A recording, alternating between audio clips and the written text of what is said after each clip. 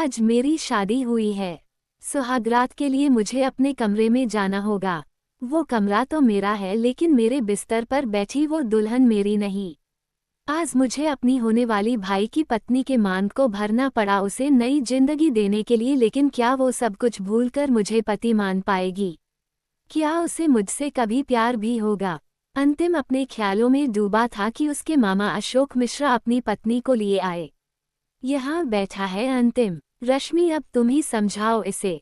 जो हो गया उसका हम सबको दुख नहीं, लेकिन वो बेचारी अभी कितने दुख में होगी कोई नहीं समझ सकता, और तू ही उसे उस दर्द से निकाल सकता है अंतिम।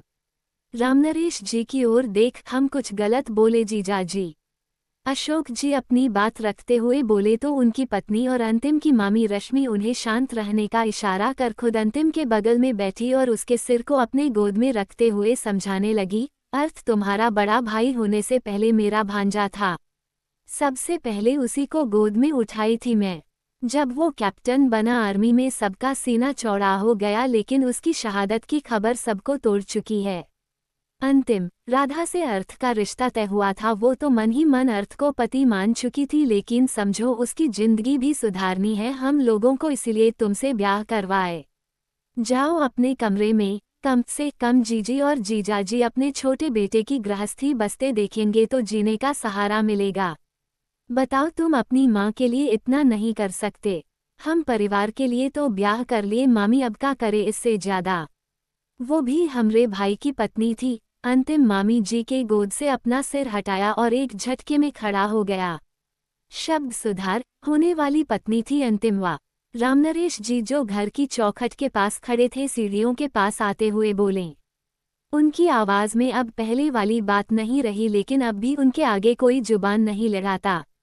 लेकिन अंतिम फिर कुछ बोलने गया, लेकिन रामनरेश जी की ओर देखते ही उसके सारे शब्द मुंह में ही कहीं गायब हो गए।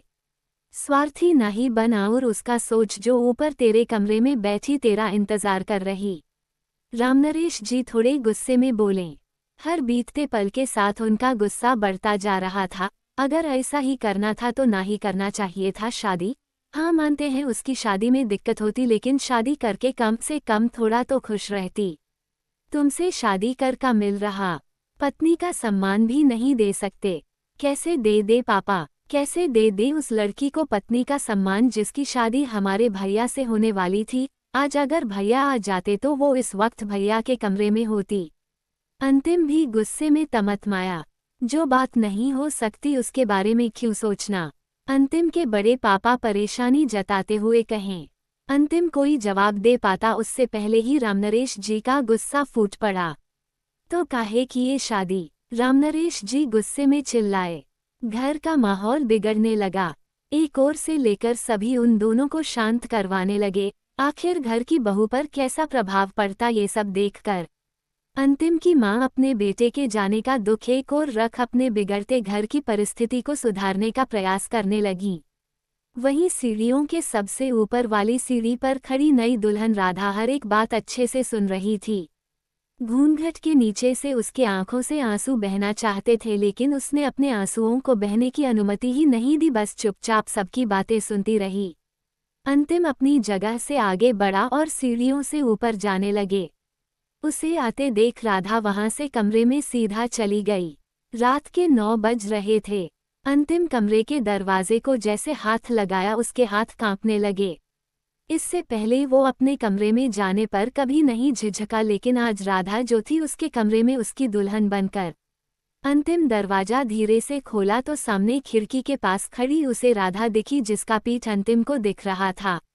अंतिम दरवाजा थोड़ा जोर से बंद किया कि राधा समझ जाए कि वो अंदर दाखिल हो चुका है, लेकिन राधा फिर भी कुछ प्रतिक्रिया